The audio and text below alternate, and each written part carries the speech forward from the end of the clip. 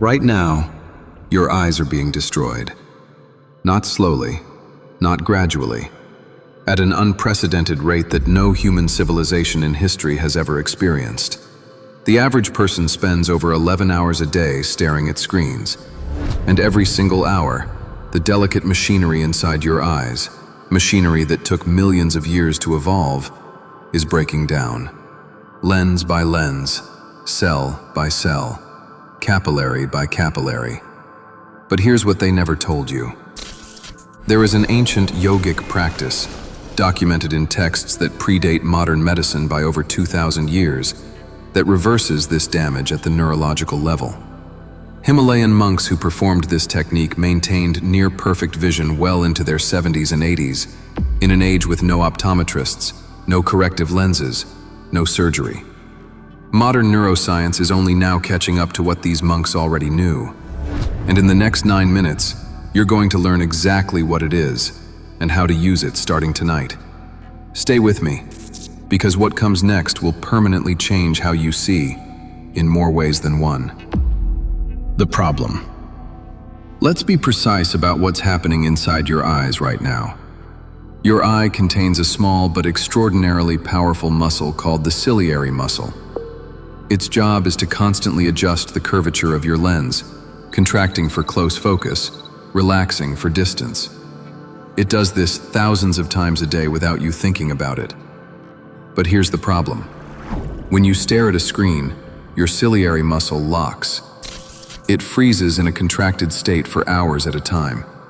Optometrists call this accommodative spasm, and it's reaching epidemic levels. The muscle essentially forgets how to relax, and a muscle that can't relax can't perform. This is the primary driver of the global myopia crisis. Researchers project that by 2050, half the world's population will be myopic. Half. And it gets worse. Blue light from your screens penetrates directly to the retinal capillaries, the microscopic blood vessels that feed your photoreceptor cells. Chronic blue light exposure triggers oxidative stress in these capillaries, reducing blood flow to the very cells responsible for your sharpest vision. Your macula, the small central region of your retina responsible for detail, is being starved of oxygen and nutrients every single day. Meanwhile, the constant shallow, anxious focus pattern of modern screen use is rewiring your visual cortex, the part of your brain that processes what your eyes see. Instead of the broad, relaxed, panoramic awareness your visual system was designed for, it's stuck in a tunnel. Narrow, rigid, exhausted. Your eyes are aging faster than almost any other organ in your body. And the optometry industry's answer? Buy stronger glasses. Which, by the way, accelerate the problem, because corrective lenses allow your ciliary muscles to weaken further from disuse. There is another way, and it's been hiding in plain sight for millennia. The ancient secret. The practice is called Trataka. It comes from the Hatha Yoga Pradipika, a Sanskrit text compiled in the 15th century, but encoding practices that are far, far older. For thousands of years, Himalayan yogis used Trataka as one of the 6 core shatkarmas, purification practices considered essential before deeper states of meditation could even be attempted. The translation of Trataka is simply steady gaze. But don't let the simplicity fool you. This was not casual meditation. This was a precision instrument for restructuring the human visual system from the inside out. Yogic masters understood something that Western neuroscience has only recently confirmed: that the eyes are not passive receivers of light. They are active projectors of neural attention. And where your attention goes, your brain rewires itself to follow. Here's what modern neuroscience says about this. Research on visual neuroplasticity, the brain's ability to reorganize its visual processing pathways, shows that sustained, focused, single-point gazing activates the visual cortex in ways that diffuse, distracted viewing simply cannot. A 2011 study published in Nature Neuroscience demonstrated that targeted visual attention training produces measurable structural changes in the visual cortex.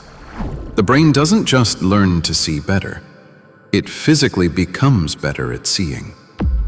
But there's a deeper layer here that almost no one talks about. When you practice Trataka, the sustained activation of the optic nerve doesn't stop at the visual cortex. The optic nerve pathway runs directly to the hypothalamus, and from there, to the pineal gland, the same gland that regulates melatonin, circadian rhythm, and according to ancient traditions, higher states of consciousness. The ancients called the pineal gland the third eye, not as metaphor, but as anatomical fact. They understood that disciplined visual practice was one of the primary methods of activating this gland. And there is emerging evidence that calcification of the pineal, which affects the majority of adults in industrialized nations, may be addressed through practices that stimulate this optic to pineal pathway. Trataka is simultaneously vision therapy, eye exercise, and something far more profound. Now let's talk about how to actually do it. The protocol. This is a sacred protocol. Treat it as one. Step 1. The setup. You need a single wax candle, no scented candles, nothing artificially colored. Place it at eye level, approximately 2 to 3 feet directly in front of you. The room should be dim, but not fully dark. Eliminate all drafts. The flame must be completely still. A flickering flame disrupts the neurological coherence of the practice.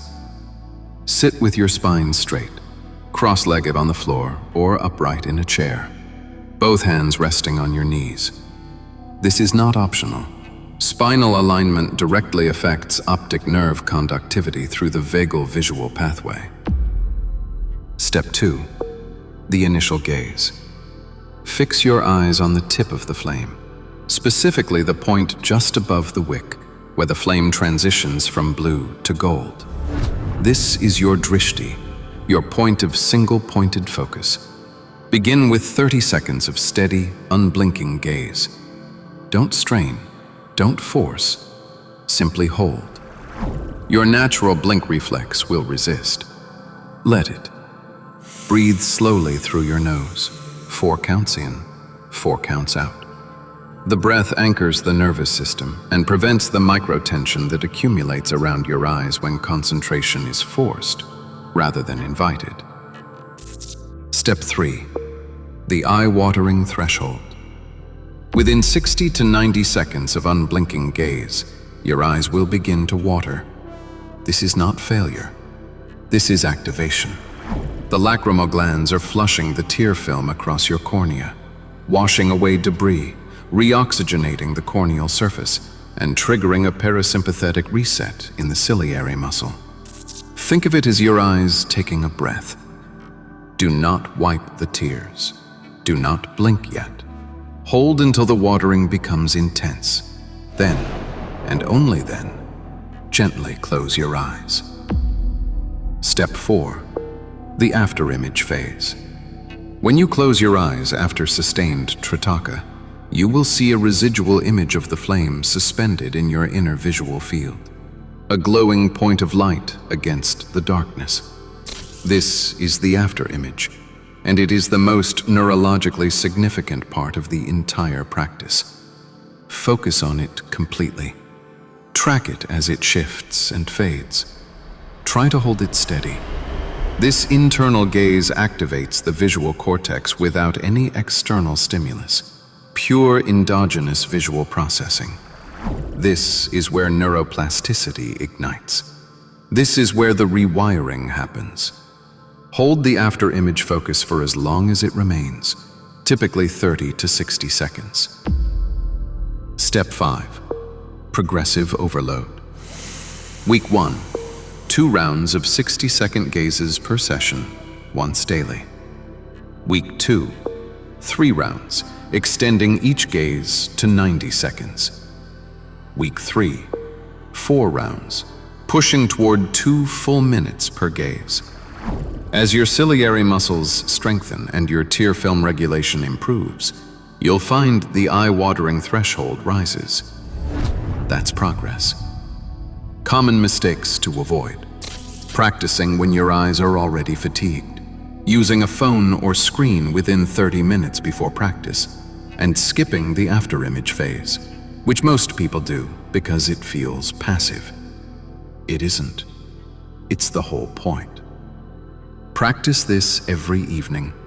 Consistency over intensity. Always. Here is what you can realistically expect. In the first week, you'll notice reduced eye strain by the end of your sessions. Your eyes will feel like they've been given space to breathe for the first time in years. By the end of week 2, your distance vision may sharpen, particularly in low-contrast conditions like dusk or indoor lighting. The accommodative spasm will begin to release as your ciliary muscles relearn how to relax. By day 21, practitioners consistently report a qualitative shift, not just in sharpness, but in the character of their vision. Broader, more relaxed, more alive. The improvement in eye health isn't incidental. It's structural, neurological, real. But I want to leave you with something deeper than that. The ancients who developed Tritaka weren't primarily interested in 20/20 acuity. They were interested in perception itself. They understood that the quality of your vision determines the quality of your awareness, that the way you see the world is not separate from the way you engage with it. When you improve eyesight naturally through practices like this, you're not just correcting a physical deficiency. You are reclaiming a faculty of awareness that modernity has quietly stolen from you. The eyes are not just organs of sight.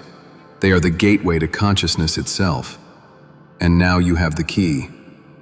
If this resonated with you, subscribe, because the next video goes even deeper into the ancient protocols for sensory restoration that modern science is only beginning to validate. You don't want to miss it. The Codex continues.